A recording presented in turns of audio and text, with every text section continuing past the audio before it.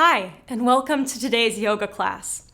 A lot of the postures we'll be exploring are particularly good for stretching out the hip area. So if you're a runner, a cyclist, or like many people, someone who spends a lot of time sitting at a desk, this is really going to help release some tightness and improve your mobility. From a solid standing position, with your feet hip distance apart, bring your arms up on an inhale and swan dive forward as you exhale. Inhale halfway, lengthen the spine, and exhale to forward fold. Inhale as you step back to plank, and exhale to downward facing dog. Take a few breaths in downward dog, bending your knees so you can lift through the sit bones and draw length into the spine and the sides of the body. Try lowering one heel at a time, too, to stretch out the backs of the legs. Now from downward dog, take your right leg behind you as you inhale, and as you exhale, draw your knee towards your nose. Keep the foot lifted, we're not stepping down this time. Inhale as you take your right leg back again, and exhale as you bring your knee to your upper right arm this time. Engage your core, lift through your mid to upper back. This will create space for you to bring the knee further through.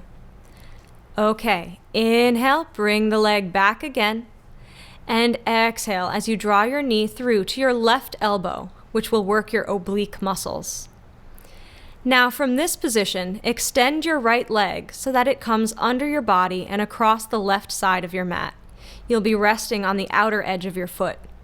And your left foot will now be flat on the mat.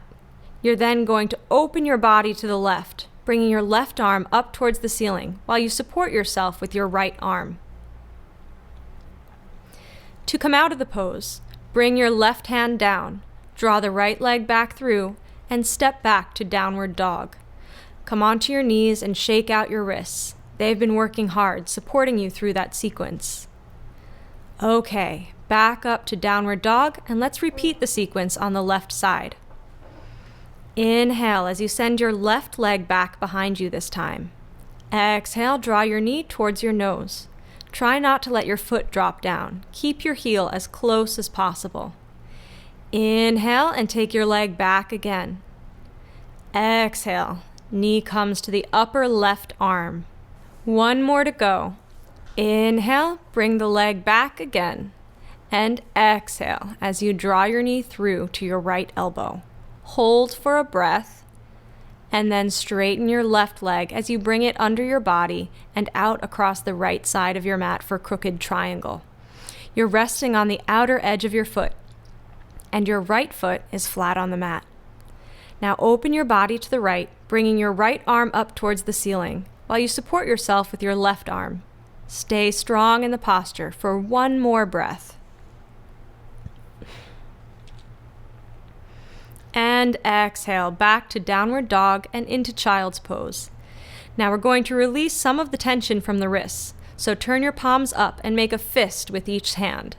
Then draw each fist towards your head so you feel a good stretch across the back of the wrists. Next posture. Come back to downward facing dog. Lift your right leg and step through to runner's lunge. For this, you're putting your foot outside of your right hand, not between the hands. The back leg stays straight, or you can drop down onto your knee if that's too much. If the left leg is straight and you feel you can go further, walk your hands out in front of you. Maybe even drop down onto your forearms. You're really going to feel the stretch across the front of your left hip and inside the right hip. But if you end up with a rounded spine and a closed chest, lift back out of the posture, enough for you to open the chest again. Wherever you've been working in runner's lunge, come onto your hands so you bring your left foot a little bit closer and plant it flat on the mat, ready for pyramid pose. You want your right foot pointing forward and your leg should be almost straight. Keep a small bend in the knee to avoid overstretching the back of it. Your hips should be square with the short edge of your mat. You can put your hands on the floor, your shins, on blocks, or on your waist. As always, keep your chest open and your spine long. To come out of pyramid, bend your front knee and take your hands to the floor so you can step back to downward dog, ready to do it all again on the opposite side. From downward dog, lift your left leg back this time and exhale as you step through to runner's lunge, so the foot comes to the outside of your left hand. The back leg is either straight or you're resting on your knee. So remember, if you have your back leg straight and you feel you can go further, walk your hands out in front of you or come down onto your forearms. As you inhale, imagine the breath is filling up your hips. And as you exhale, feel all the tightness in your hips melting away. Ready for pyramid? Okay, walk your right leg up the mat and bring your heel down. Your left foot should be pointing forward and the leg almost straight. Remember that small bend in the knee. Put your hands on the floor, your shins, on blocks, or on your waist, and draw forward through the crown of your head as you simultaneously send the hips back. Take a couple more breaths here. And then on an exhale, bend your front knee. Take your hands to the floor if they're not already there, and step back to downward dog. Take a nice long inhale here and exhale through an open mouth. From downward dog, walk your feet to the front of your mat and take them a little wider than your hips, about the width of your mat. Turn your toes out and come down to a low squat, knees pointing in the same direction as your toes, hands in front of your chest in prayer position. If you can, get your elbows in front of your knees. Pressing back into the knees will help lift the chest. You can stay in frog pose if that feels good for you, or we can stretch out the shoulders by taking a twist either side. To do this, place your right hand either inside or in front of your right foot. Put your left hand on the inside of your left knee, and as you take your left shoulder back, guide the left knee in the same direction so the left side of your body begins to open out. Meanwhile, make sure your right arm isn't collapsing inward. Push the elbow into the knee to keep your hips nice and wide. If it's all going well so far, you might want to extend your left arm up to the ceiling. Avoid letting the right shoulder collapse inward as you do this. Keep the shoulder joint stable. Exhale as you bring your arm down, and we'll set up on the other side. So this time, put your left hand either inside or in front of your left foot. Put your right hand on the inside of your right knee, and as you take your right shoulder back, guide the right knee in the same direction. Make sure your left arm isn't collapsing inward. Find a stable position, and then, if you want to go a little further, take your right hand towards the ceiling. Each time you inhale, feel the chest opening a little more, and with the exhales, let yourself move a little further into the twist. Come back to the center and straighten your legs. Keep them wide, and shake out your body in a loose forward fold. When you're done, put your hands back on the floor, walk your feet in so they're hip width apart, and walk your hands forward to come into downward facing dog. Inhale as you take your right leg back.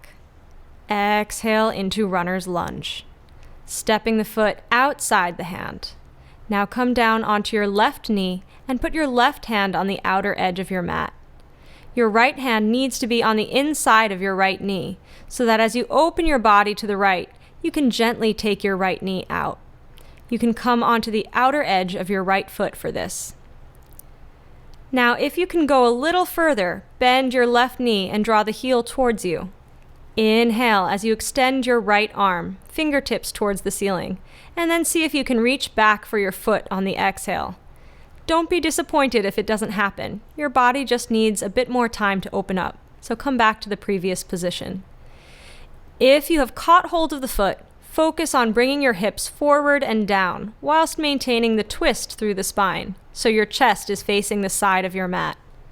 To come out of the posture, release your foot. Bring your hands back to the mat and step back to downward facing dog. You might have to bend your knees a bit here to let go of any tension in the hips. And now for the left side. So inhale and take your left leg back.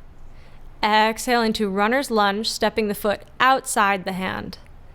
Come down onto your right knee and put your right hand on the outer edge of the mat. Put your left hand on the inside of your left knee and open your body to the left whilst gently pressing your left knee out. It's okay if the inner edge of your foot comes away from the mat. If you're going into the full posture, bend your right knee and draw the heel towards you. Inhale as you reach up with your left arm and exhale as you reach back for your foot. If you've got hold of the foot, begin to draw your hips forward and down whilst maintaining the twist through the spine so your chest is facing the side of your mat. Coming out of the posture, release your foot. Bring your hands back to the mat, step back to downward facing dog, and do whatever movements you need to release the hips. From here, all that's left to do is drop down onto your knees and move into a restorative child's pose. Stay here for 5 minutes if you can spare the time, or come into corpse pose, whichever is most relaxing for you. Well done for getting to this stage of the class. We've done some tough postures, and it could have been easy to give up, but you didn't. Enjoy your post-class relaxation and have a great day.